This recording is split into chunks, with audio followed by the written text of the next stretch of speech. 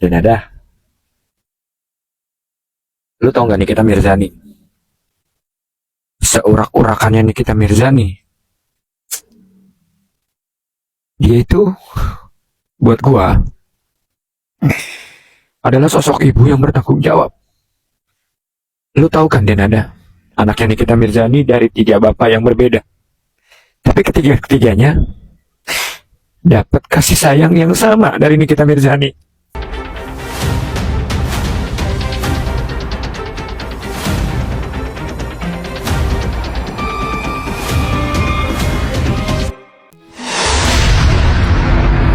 Terus habis ratusan juta, hidung lu mancung-mancungin, bibir lu bikin ableh, tetang lu bikin gede udah kayak bola basket.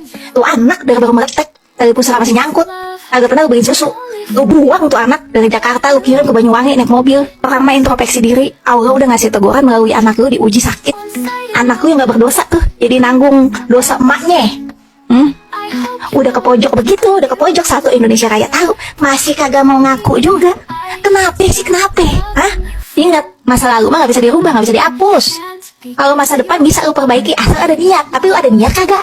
Kalau kagak ada niat mah masa lalu lu berantakan, masa depan lu belangsak. Jadi bikinnya aja lu enak-enakan berdua.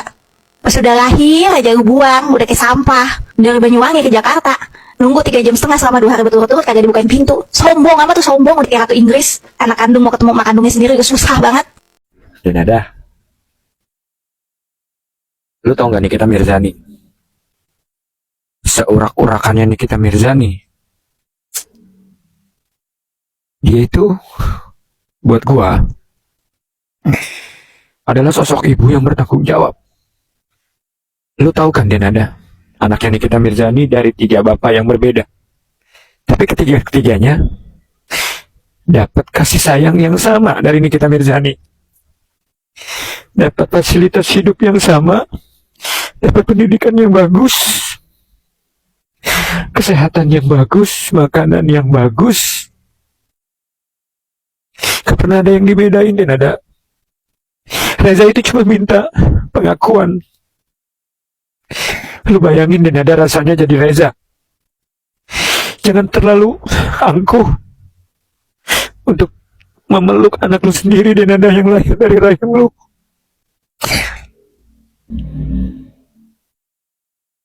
Dan ada, gue kemarin juga sempat lihat podcastnya Reza di podcastnya Bang Densu. Di part itu gue gak kuat. Ketika Reza bilang aku cuma pengen diakui sebagai anak, aku tidak melihat sosok ibu sebagai artis, sebagai banyak duit. Setulus itu anak lu dan ada cuma pengen butuh pengakuan. Peluk dan ada dia peluk. Jangan pernah berlarut dari setiap masalah dan ada. Jangan cuma hanya sekedar diri lu sekarang jadi selebritis papan atas. Jangan bawa-bawa gelar untuk mempermasalah, untuk menyelesaikan masalah lu saat ini dan ada.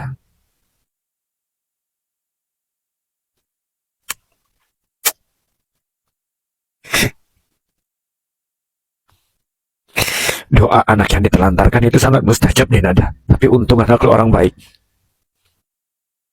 Mudah-mudahan Denada bisa sadar dan video ini sampai ke Denada. Akhirnya Denada akui Reza sebagai darah dagingnya. Mengakui atau tidak itu gini mas, Mbak Denada ini bukan sekedar diakui atau enggak mas, Reza ini bukan sekedar diakui atau gimana ya sebagai anak ya, bahkan dibiayai, difasilitasi, disekolahkan. Kok tiba-tiba ada gugatan ini juga aneh.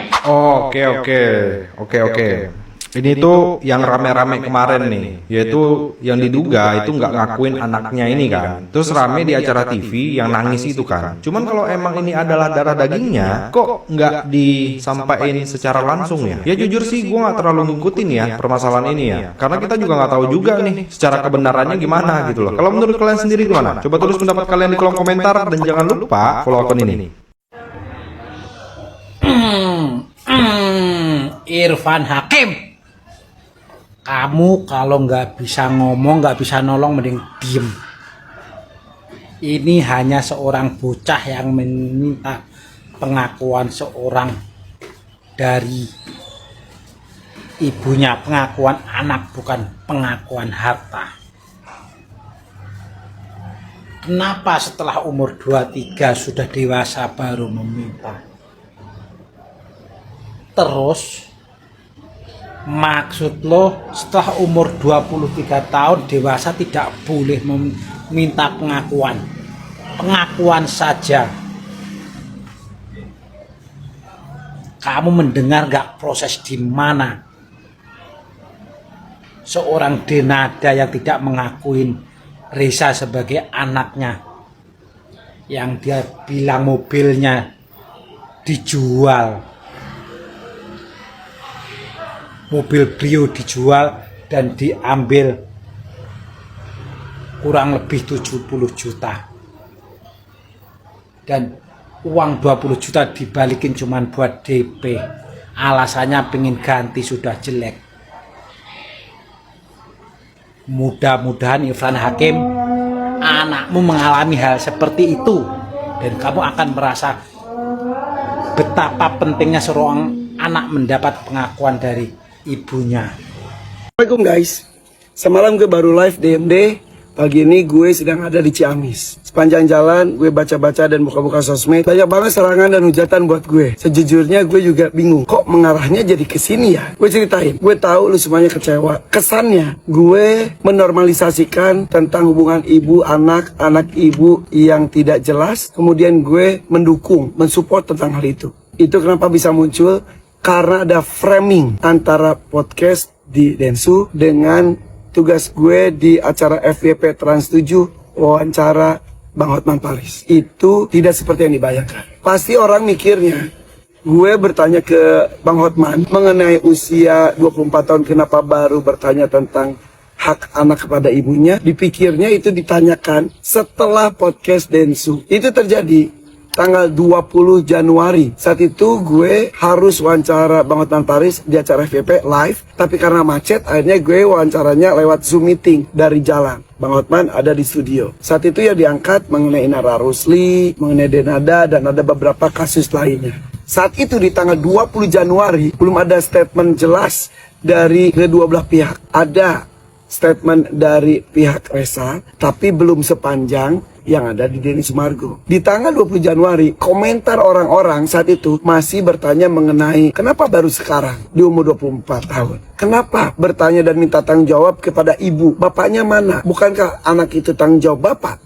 Kemudian ada bertanya lagi, apakah ini benar anaknya Denada? Dan lain sebagainya. Hal itu gue tanyain ke Bang Hotman. Jawaban Bang Hotman, kenapa baru sekarang? Ya mungkin karena baru sekarang melek hukum dan lain-lain. Oke. Terus saya juga bertanya, kenapa Bang Hotman? Orang-orang juga bertanya kenapa ke ibunya, tidak ke bapaknya. Bang Hotman pun menjelaskan, jika lahir dari sebuah pernikahan resmi, maka bapak yang tanggung jawab. Jika misal diduga lahir dari luar nikah, berarti ibu yang tanggung jawab. Oke, itu tanggal 20 Januari. Seminggu kemudian baru ada podcast dari Sumargo bersama Reza panjang lebar menceritakan tentang kronologinya. Dibaliklah sama seseorang atau siapa. Kesannya gue berkomentar mengenai pengakuan Reza, terus gue menyaksikan dan juga gue berada di salah satu pihak. Dengar ya, jika ibu tidak mengurus anaknya, salah.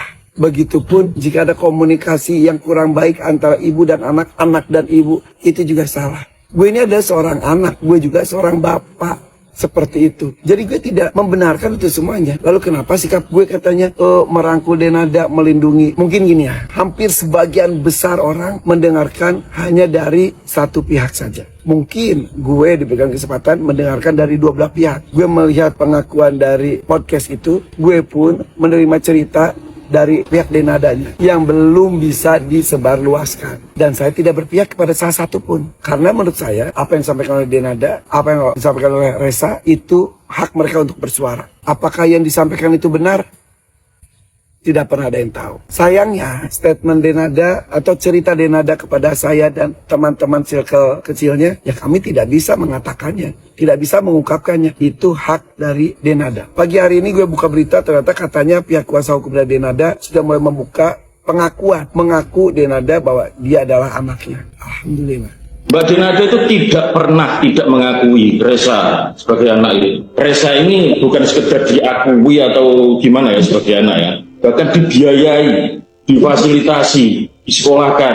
Mudah-mudahan ini menjadi awal yang baik, komunikasi dan hubungan yang baik antara ibu dan anak, begitupun sebaliknya. Mudah-mudahan tidak ada pihak yang memanfaatkan momen ini untuk kepentingan sendiri, dari pihak dalam maupun pihak luar. Kita semuanya pihak luar. Kenapa kita kisruh semuanya? Jadi jika statement saya dianggap mengecewakan, mohon maaf. Tapi sebetulnya tidak seperti itu kejadiannya. Masalah waktu yang diputar balikan, framing, akhirnya membuat kesannya saya mendukung salah satu pihak. Saya adalah host talk show, saya tidak boleh berpihak kepada salah satu narasumber. Saya harus netral. Dan saya pun melakukan hal itu sampai titik ini. Oke, seperti itu. Terima kasih hujatannya, terima kasih tuduhannya, terima kasih kata-kata kasarnya. Tidak hanya kepada saya, tapi bahkan kepada anak-anak saya, istri saya, dan keluarga saya. Saya jarang membuat video klarifikasi seperti ini, tapi tampaknya sekarang saatnya saya harus membuat ini supaya tidak terjadi fitnah pada saya. Oke, sukses untuk Denada, sukses untuk Resa. Mudah-mudahan kasus ini cepat selesai. Assalamualaikum warahmatullahi wabarakatuh.